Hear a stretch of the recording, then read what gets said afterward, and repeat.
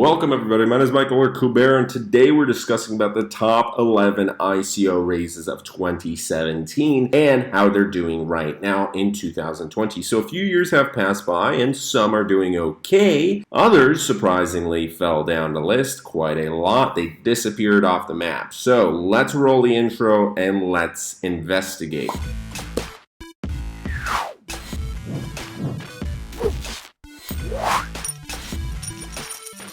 This is on insider.com, and here we have Tezos, which is doing actually okay out of the bunch, but Salt was a pretty big name. Where do I remember that from? The Bitcoin Dallas Super Conference. I think it was the Bitcoin Ethereum blockchain super conference. That was in 2018, and I guess they had such a success that they made a second one, but it was nothing compared to Miami's conference. And I remember Salt being at many conferences. Everybody was crowding around their table. Everybody was like, wow, this is huge.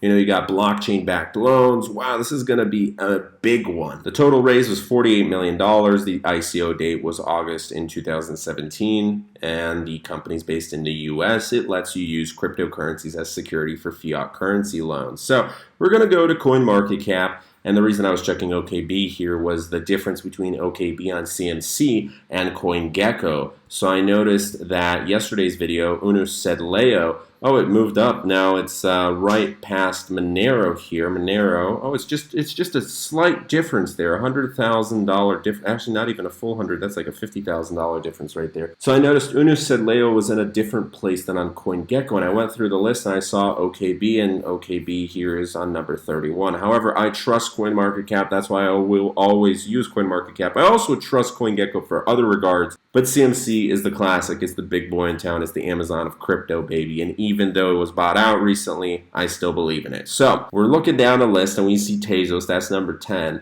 But where is Salt? So Salt used to be on the front page, and would you believe it? It's not on the front page anymore. So we're going to look it up, and surprise, surprise, it is very far away. It's ranked 433. It's worth 7.5 pennies right now. The market cap is it's $6 million, and the 24-hour volume is pretty bad. It's $19,700. So out of a total supply of 120 million Salt, there's 80 million in circulation. And what we see here, yeah, that's depressing. So if we go down to the statistics, so the ROI is a negative 98.92%. Pretty bad right there. That reminds me of the good old in the hash 99, negative 99 ROI. That's how I lost my money. So a lot of people lost their money right here, and when it came out, great. If you were an investor in these ICOs at the very beginning and they pumped up and you sold them, it was fine. So let's try and find where it was worth the most. So the price here, I see over $12. There's $15.84. I think that was the highest, and the market cap was $860 million, almost $1 billion right there. And then it kind of jumped up and down and then just crashed completely. And for the past year over, yeah, so more than a year, it's been pretty bad. And now it's not even 10 cents. Ranked 433, so that's a great start. Number 10, Wax. Now this is actually doing better, and this is on the front page. I remember it's, I believe, number 91 or something like that. So it's way at the bottom of the front page, but it's still it's number 95 today. It's $48.4 million in the market cap, and the price is 4.19 pennies. So what is Wax? They raised $68 million. It was in November. That was a pretty good month. If you were raising it in the summer and in the fall of 2017, maybe even in January, you were doing okay. We had In the Hash raise in February, and that did pretty well. You had all of these ICOs that were doing 50 million, 100 million. You had some that were doing a couple hundred million. You had ambitious projects that wanted to raise $1 billion, and then it all kind of crashed down. And now people don't really care about ICOs, but I was very involved in ICOs, and I want to go back through what has happened and which one of these are still around, and hopefully we're able to learn from the past to help us with our future investment decisions. It's also based in the US. What it does, it offers technology that lets people set up online marketplaces at no cost. And what is very important, what it does, you want to look at it, it's very simple. It's a cryptocurrency debit card, this one. It's a cryptocurrency for video messaging app. within one sentence. What does the company do? And then you want to compare that one sentence to other crypto companies. So the top 100, the top 250 on CMC. How many other companies do almost the exact same thing, if not the exact same thing? And what are the key differences? And that will let you know whether it's a winner or whether if there's going to be another crypto boom again and there's other similar companies that come out with similar ideas, it's just part of a bubble, just kind of like the dot-com bubble, because there was an ICO bubble. You can't say that there wasn't. There was just crazy 2,000, 10,000, 100,000% returns being blasted out of nowhere. You had VibeHub that just, people were able to turn $1,000 into well over $1 million within a matter of a few months. So that you do not see on the stock market. I love crypto, and I love some ICOs. However, some other ICOs were complete scams, and they ruined it for the rest, and then people became distrustful. And there's a lot of things that were bad, and we have to learn from that. So here's 2020. Did some of these companies survive? Did they evolve into better companies? Yeah, some of them actually turned out like Tezos number 10. It's doing pretty nice. Wax from $68 million raised. They have a market cap of $48.4 million. And this is after, the rise. So we had a small rise here because earlier in January it had a market cap of $15 million. But at the very beginning, it came out, and here it was January 2018. So this was a really good time. I see the market cap. Yeah, that's over $1 billion, so it did even better than the previous one, and the price here is $1.92. Yeah, oh, there we go, over $1 billion, almost $1.1 billion. The price was $2.20, and then it did crash down, and then it kind of rebounded back in April, so April was all right. And yeah, there was false hope offered. Not every crypto did that. Some just went straight down, so the ROI isn't as bad. It's negative 79.05%. It is currently ranked number 95, and out of a total supply of 3.657 billion, there's a circulating supply of 1.155 billion, and the 24-hour volume is $16.1 million. So that's doing all right. Well, let's move on to 10x. This was huge. You saw a lot of YouTube videos that raised $80 million. Wow, it joined that top list. It was ICO'd in June. It was in Singapore. So you had a lot of companies from Singapore. It's a crypto debit card. And where is 10x right now? So we see 10x. It is currently very similar to Wax in terms of the price point, 4.5 pennies. However, the rank is much, much worse. It was very, very similar, very close to Salt, 417. It has a market cap of 6.5 million, and the volume is 4.7 million over the past 24 hours. Out of a total supply of 205 million, we have 143 million pay. And 10x right here, that reminds me of Grant Cardone, 10x everything, yeah, so here is 2017. It had a nice rise. Here was $4.53. Now it's over 468 million, and then it went up again. I think it hit 519.5 million, so over $500 million right there.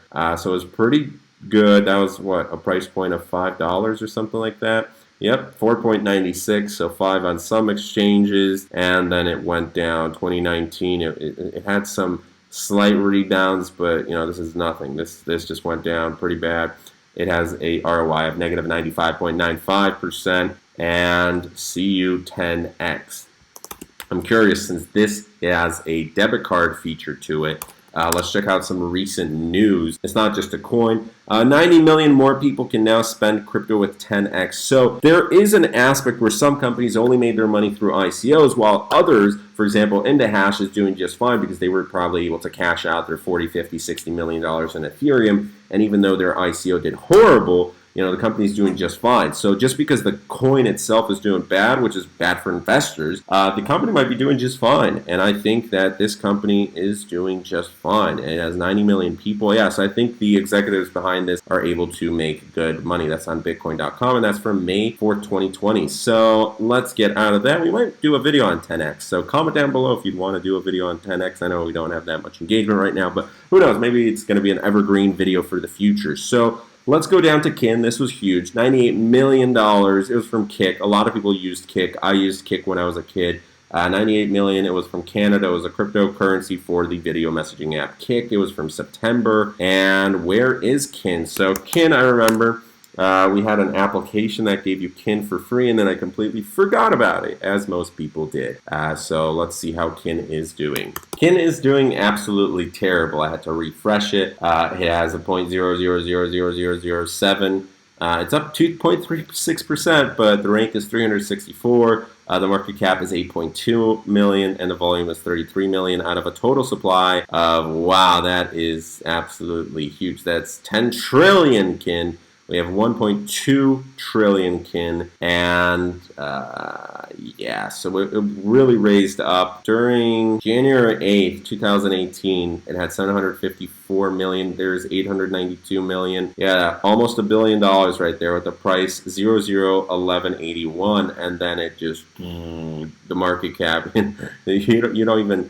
Yeah, it's pretty bad. 92.77%. And why am I saying this is really bad? Because the further down we go on the list, maybe number 11 being ranked 400 something isn't that bad, but the more money you raise and the further down on the list you are, technically your market cap should be larger. So even though this isn't as bad on the list as number 11, it raised a lot more money. Cash, we have, let's read this. Liquidity, the lifeblood of every industry, is the single most important element lacking in the crypto economy today. Is it? Well, let's see. They raised a total of 106 billion. They're based from Tokyo in November, aiming to be a payment token for financial services. You had a lot of companies. The only available resources of liquidity are siloed across developed markets and emerging markets. All right, so let's check out Cash, spelled with a nice Q. And by the way, Bitcoin's dominance fell down today to 66.5%. The total market cap is 256 million, and for Cash, we have a market cap of 11.6 million USD. With the volume 127,000 over the past 24 hours. Here it's 0.3, so 3.3 pennies, ranked 303.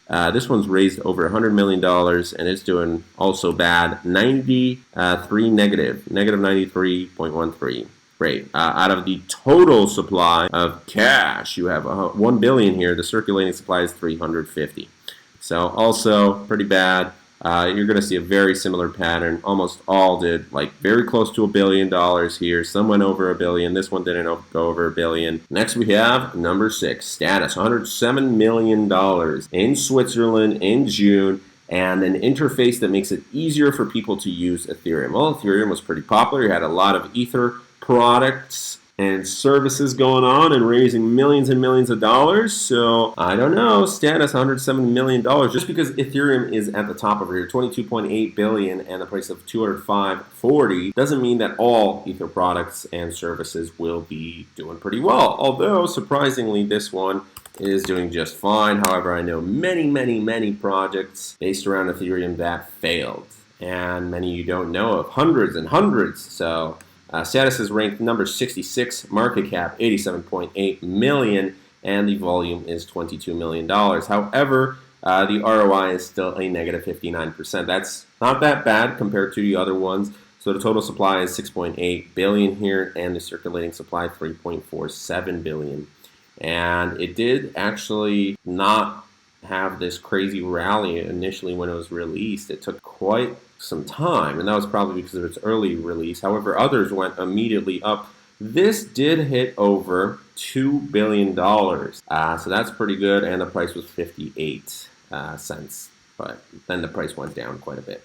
So Status was one of the first that's doing like, yeah, you're doing pretty all right on this list. However, it did raise quite a lot. Polka Dot, a very famous one for some of y'all. $145 million, decentralized home for diverse chains. It was also in Switzerland. You had quite a few projects coming out of there in October. Technology allowing people to use multiple blockchains at the same time. So Polka Dot, IOU, DOT. Let's see where this is. This refers to IOUs that are currently traded for Polka Dot tokens. For more information, please visit.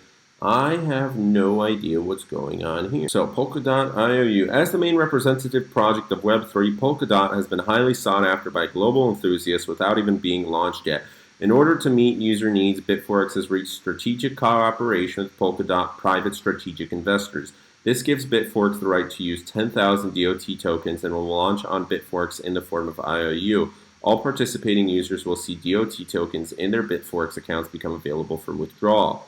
So this is talking about lending. Very, very interesting. We might do a video on Polka Dot based around this. The rank is 2068, market cap unknown, and that's probably based off of that. The price of the IOU is $124. The total supply should be 10 million dot.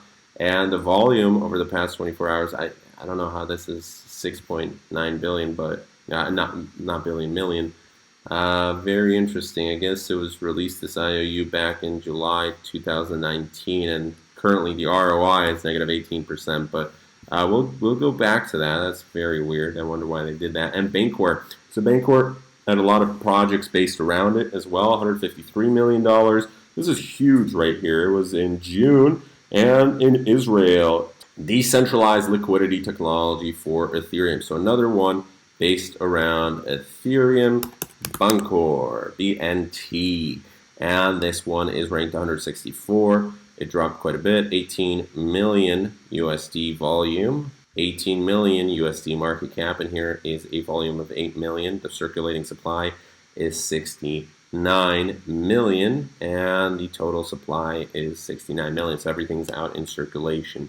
And it had a bit of a rough and rocky start here, a few ups and downs, and then around the main pump, this was January, it actually did all right here. The price was nearly $10. Then at the very end of January, yeah, doing all right. The market cap, a few hundred million. The most it was around 300 million, which actually kind of sucks for a market cap to be just double what was raised. Bankware raised a lot of money. Sorry, but this kind of sucks for investors.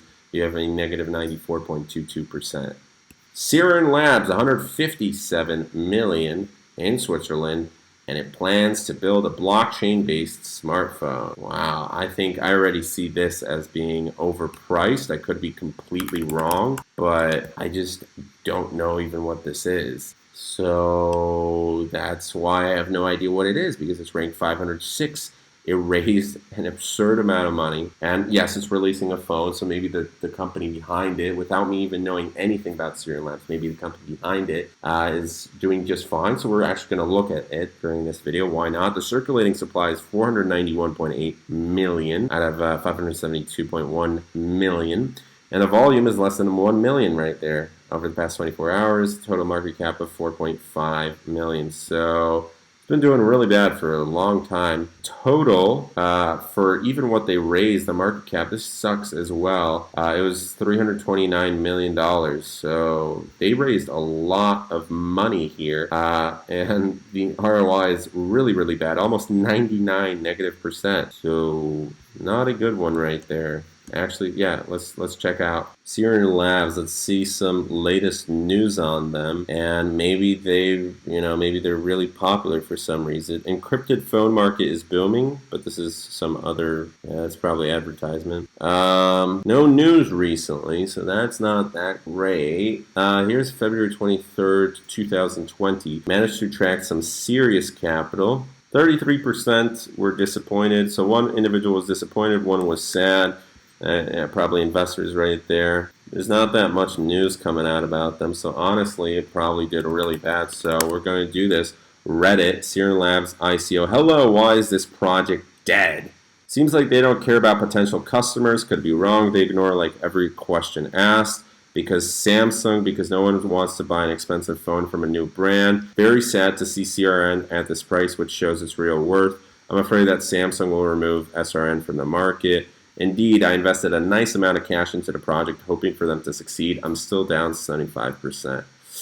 Bag holders right there. And this was from 11 months ago. So if we go 11 months back, let's just check what was happening back in like June. Maybe it's doing okay. Who knows? So back in June, the market cap was 13 million. Yeah, it's even worse. So they held on. They lost even more. Over 80% lost. Great. Or maybe 90% for that individual. This was total ROI, nearly negative 99%. So $157 million. Not really sure where that went. Although it is a competitive market. and building a new phone, building a new company completely. Who knows? Maybe the executives took out a lot. Tezos, over $200 million. This is huge. 232 million, and this was probably well spent. It ICO'd in July in the US, a new blockchain aiming to be more reliable than Bitcoin or Ethereum. And we will discuss Tezos in the future because I want to learn more about that. And when I type in Tezos, I see we have a 3 times long Tezos token, bull and bear. All right, we'll look into that later. Tezos is number 10 on the list with $2.71. The market cap right now is at $2 billion. And the volume is at a nice $98 million right there. So here it begins in 2018, market cap just under $1 billion, and here it fell to as low as $200 million, and it had a nice rise. So actually during, here's where the crash was, like the crash was before, right? So they launched at a pretty good time, and during March, they actually had a nice boom, and they went down during the pandemic. So this is one of the more interesting ones. The ROI this is the first ICO on the list that has a positive ROI, and it's actually killing it. So that's 477.25%. Unfortunately, even though that's a huge ROI, if you went back through all those ICOs, at a time, it was known that if you just did a shotgun approach for ICOs and invested $100 here, $100 here, some, yes, you could have made a lot and a lot and a lot of money. This is 477% ROI just coming off of this. So if you bought it earlier during the ICO phase, obviously it's cheaper. And that's, I probably should have mentioned that earlier in the video, but that's the total ROI for when it launched here on CMC. So obviously a lot of people made maybe even more money, but let's say it's even 1,000% ROI.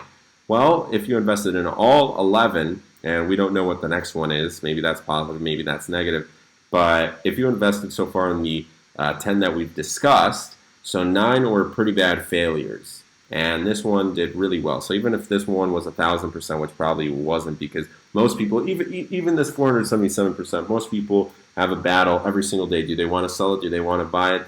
So let's say 500%, you sold it, and you lost 50% on this project. You lost 90% on this project. You lost over here 90%, over here 90%, over here. You didn't actually make that much money. So it all really depends on what projects you picked. And unfortunately, the top raisers so far aren't doing pretty well. Who knows? Maybe in the future, one of these will make a comeback. I doubt it. For the most part, and Filecoin. This one had a lot of controversy, also from the US blockchain-based data storage. Data's worth a lot of money, but is it worth $257 million? Well, let us learn. I don't see Filecoin in the top 10, and Tezos had a pretty good run despite earning a lot less. So Filecoin futures. Also, we're going to have to look into this. This says it's $6.46, so I guess it hasn't. Why? What's going on here? So 150,000. Okay, even on the futures, you'd have an ROI of negative 44%. But let's discuss Filecoin release. So it still hasn't even released, I guess. We are launching our testnet on December 11th, 2019. So I guess they delayed it. After facing delays, I'm sure investors were very happy. Q3 2020, file storage solution, long time coming. Yeah, it's been years, dude. We're racing as fast as we can to launch Filecoin. I don't know about that. You gained more than, you raised $250 million. And let's see, before we end off the video, what people think of Filecoin. Is Filecoin a scam? That's a great first post, but obviously, no matter what, there should be more communication from the Filecoin team, poor form. Presumably, Protocol Labs has been contacted by the SEC. Great. I'd be surprised if it were, as it was one of the very few coins mentioned in front of a congressional committee. So it's not a scam, but obviously they should do it better. They have a bad business model. They raised many millions of dollars without a business model, economic model for their token, just winging it with investor money, and the investors have no shareholder rights, participation in governments, or recourse codified into the ICO agreement. So maybe not a scam, but they're stretching it. It's definitely not. I think Filecoin has potential. Marketing is virtually non-existent, though. Wow, that is great. Yes, big scam. That was a sarcastic one. We had some news recently about Filecoin. However, is it true that there will be no launch of Filecoin because of Telegram token cancellation? Oh, that was another one. That was a great one. There are definitely questions that need to be answered. The SEC obviously doesn't like the SAFT and does not see it as a cover for sale of securities. I assume they're awaiting the decision on Kix Messenger's court case regarding their sale of Kin. Navel's big pitch for this coin was that it would be on the up and up with SEC because they do the offering through Coinless with all the KYC and accredited investors only. Now that seems to be up in the air. And meanwhile, Navel's a lot of disgruntled investors waiting. It doesn't matter even if they'd make a lot of money. If you ever saw the movie The Big Short, you know that it was based partially on a true story of a guy shorting